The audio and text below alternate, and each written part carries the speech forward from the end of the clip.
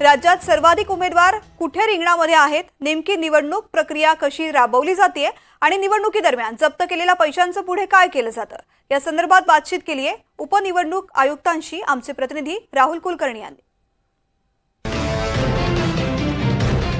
Sir, तुमचं स्वागत आहे एनडीटीव्ही मध्ये। एकदा महाराष्ट्रातल्या जनतेला 288 विधानसभा मतदारसंघामध्ये ज्या माध्यमात बातम्या आल्याच आहेत ऑब्व्हियसली की 10,900 समथिंग, ती आकडेवारी आणि काही स्पेसिफिक मतदारसंघ निहाय काही तुम्हाला सांगता येईल? कारण अनेक मतदारसंघामध्ये शतक पार झालंय असं दिसतंय। सांगू शकतो मी, प्लीज सर। एकूण महाराष्ट्रातल्या 288 मतदारसंघांमध्ये, विधानसभा मतदारसंघांमध्ये 7,995 कॅन्डिडेट्स, उमेदवार यांनी उमेदवारी अर्ज भरलेले आहेत आणि त्यांनी भरलेल्या अर्जांची म्हणजे नामनिर्देशन पत्रांची एकूण संख्या 10,905 इतकी आहे 288 मतदारसंघांसाठी। नांदेड जिल्ह्यातल्या भोकर विधानसभा मतदारसंघात सर्वाधिक म्हणजे 144 कॅन्डिडेट्स, उमेदवार यांनी नॉमिनेशन्स दाखल केलेली आहेत। तर कणकवली, कुडाळ हे सिंधुदुर्ग जिल्ह्यातले विधानसभा मतदारसंघ, मुंबई सिटी मधलं शिवडी आणि मलबार हिल या मतदारसंघांमध्ये 8 एवढे उमेदवार त्यांनी दाखल केलेला आहे। सर, मी थोडंसं आणखी मायक्रो लेवलचा प्रश्न विचारतो की आपल्याला हे सांगणं शक्य आहे का की 100 पेक्षा अधिकच्या उमेदवारांची संख्या किती मतदारसंघामध्ये आहे आणि 100 पेक्षा कमी म्हणजे 50 ते 100च्या दरम्यान? त्याची थोडंसं मोजावं लागेल, माहिती आमच्याकडे प्राप्त आहे, पण मला असं ढोबळमानाने दिसतंय की साधारण 20 ते 25 मतदारसंघांमध्ये 100 पेक्षा अधिक उमेदवारांनी उमेदवारी अर्ज दाखल केलेले आहेत। आणि आज छाननी प्रक्रिया जी होते आहे त्या छाननी प्रक्रियेत काही अर्ज बाद ठरतील आणि त्यानंतर 4 नोव्हेंबरला जी मागे घेण्याची मुदत आहे, उमेदवारी अर्ज मागे घेण्याची मुदत, त्या दिवशी नक्की किती उमेदवार विधानसभा मतदारसंघामध्ये निवडणूक लढवत आहेत हे आपल्याला स्पष्ट होईल। तर 4 तारखेला संध्याकाळी आपल्याला चित्र स्पष्ट होईल असं मला वाटतं। तर हा राजकीय प्रश्न नाहीये, कारण तुम्ही प्रशासकीय अधिकारी आहात आणि मला तुम्हाला राजकीय प्रश्न विचारता येत नाही आणि तुम्हालाही त्याचं उत्तर देणं थोडंसं अवघड होईल। परंतु विद्यमान महाराष्ट्रातील राजकीय परिस्थिती पाहता निवडणूक आयोगाने याचा निश्चितपणे विचार केलेला असावा की यापूर्वी जसं घडलेलं नाहीये तसं महाराष्ट्राच्या राजकारणात प्रशासकीय पातळीवरती घडेल, म्हणजे नंबर ऑफ कॅन्डिडेट्स वाढतील।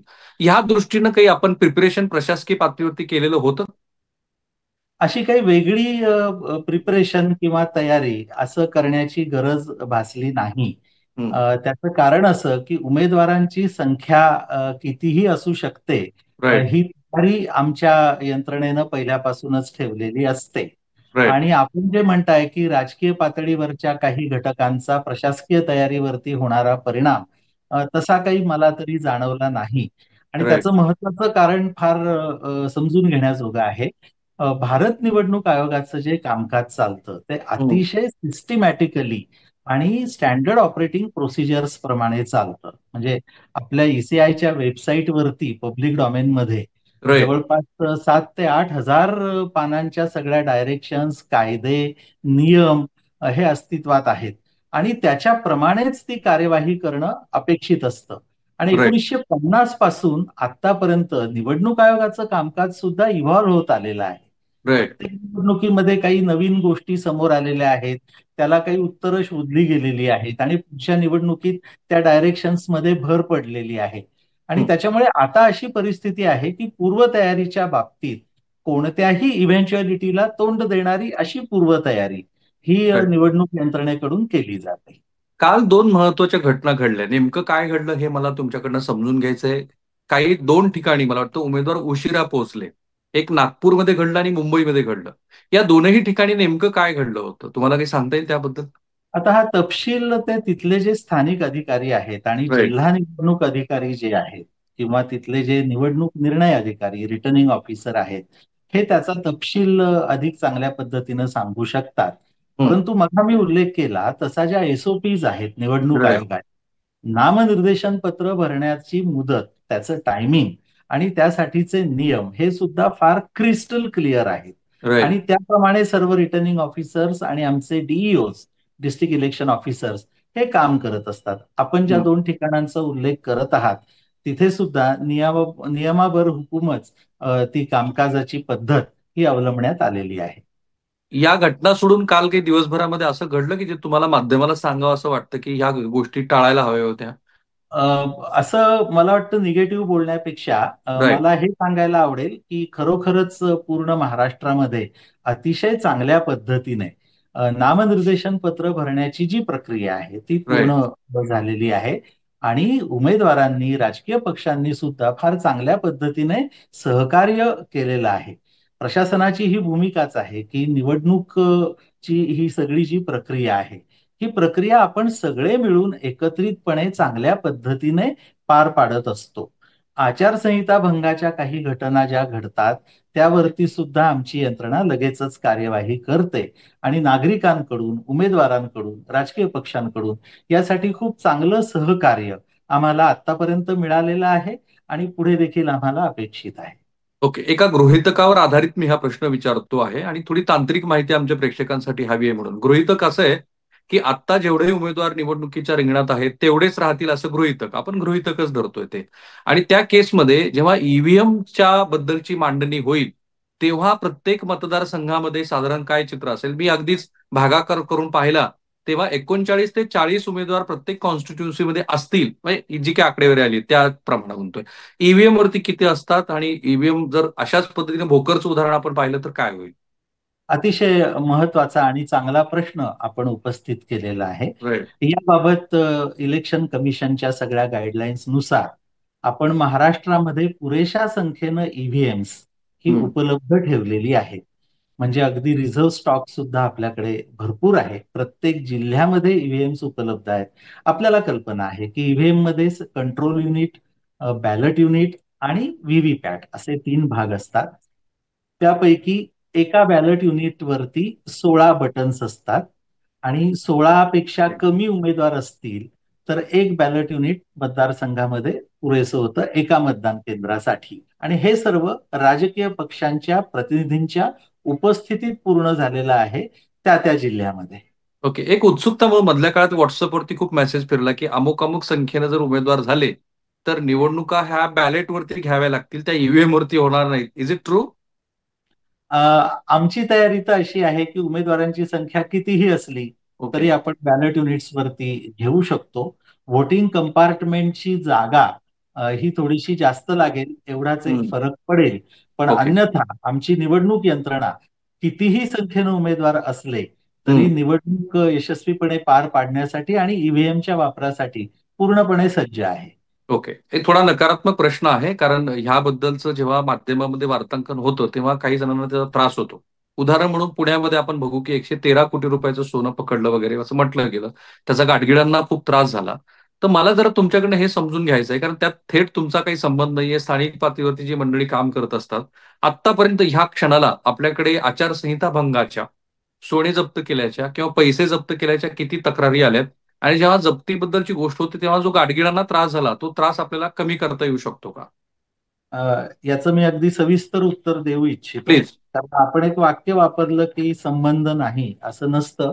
महाराष्ट्रात निवडणूक विषयक जे काही घडतं आहे राज्य पातळीवरचं कार्यालय या नात्याने आमचा त्याच्याशी संबंध असतो. आमचं त्या सगळ्या घडामोडींवरती बारकाईने लक्ष असतं. आपल्याला मी माहिती देऊ इच्छितो. आपण 2 मुद्दे बोलता बोलता उपस्थित केलेले आहेत. एक आपण म्हटलं आचारसंहिता भंगाच्या बाबतीत आणि दुसरं आपण जप्तीबाबत म्हटलं आहात. मी आपल्याला सांगितलं तसं इलेक्शन कमिशन ऑफ इंडियाचे या बाबतीतले स्टँडिंग ऑपरेटिंग प्रोसिजर्स या अतिशय स्वच्छ, स्पष्ट आहेत आणि आमच्या ज्या एन्फोर्समेंट एजन्सीज आहेत, इम्प्लिमेंटिंग एजन्सीज यांच्यापर्यंत या महाराष्ट्राच्या बाबतीत 24 इम्प्लिमेंटिंग एजन्सीज आहेत. त्याचबरोबर त्यापैकी 19 एजन्सीज आपण ऑनबोर्ड केलेल्या आहेत ईसीआयच्या सॉफ्टवेअर्सवरती. 2 सॉफ्टवेअर्स आहे. एक सॉफ्टवेअर आहे सी विजिल या नावाचं. सी विजिल हे सॉफ्टवेअर पब्लिक डोमेन मध्ये सामान्य नागरिकांना सुद्धा उपलब्ध आहे.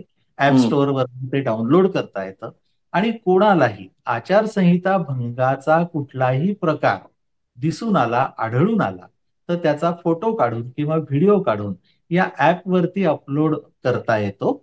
त्याचबरोबरच त्याचं जे जीपीएस ट्रॅकिंग आपोआपच त्या ठिकाणाचं आमच्या यंत्रणेला होतं आणि 100 मिनिटाच्या आत आमच्या ज्या FSTs असतात, फ्लाइंग स्क्वॉड्स, ज्या आचारसंहिता भंगाच्या अशा प्रकारांवरती लक्ष ठेवण्यासाठीच नेमलेले आहेत, हे स्क्वॉड 100 मिनिटाच्या आत तिथे पोहोचतं आणि आचारसंहिता भंगाचा प्रकार थांबवतं.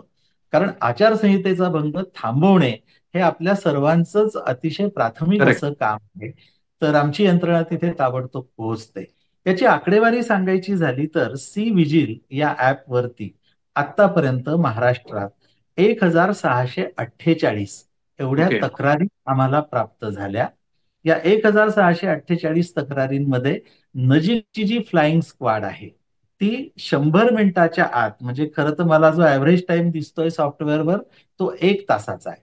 Okay. 1 तासाच्या आत आमची यंत्रणा तिथे पोहोचून 1648 पैकी 1646 तक्रारींचं निराकरण करण्यात आलेलं आहे. याचं Great. रेकॉर्ड उपलब्ध आहे.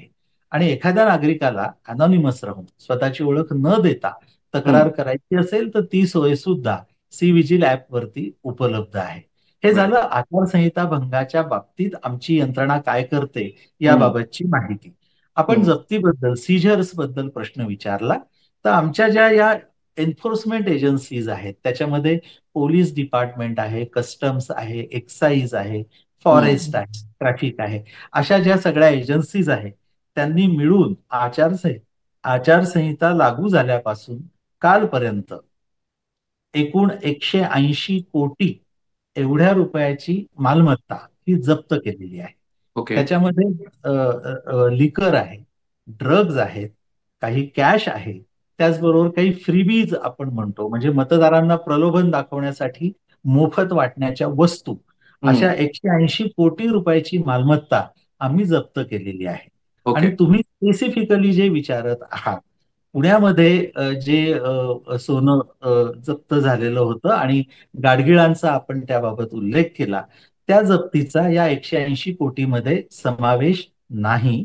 Okay. त्याचं कारण असं की ते जप्त झाल्यानंतर त्याबाबतची एन्क्वायरी पुढच्या 12 तासामध्ये पूर्ण होऊन जेव्हा संबंधिताकडून सर्व कागदपत्र सादर करण्यात आली त्याबरोबरच ती मालमत्ता रिलीज करण्यात आली आणि Okay. त्यामुळे रिलीज झालेली मालमत्ता आपण जप्तीमध्ये धरलेली नाही.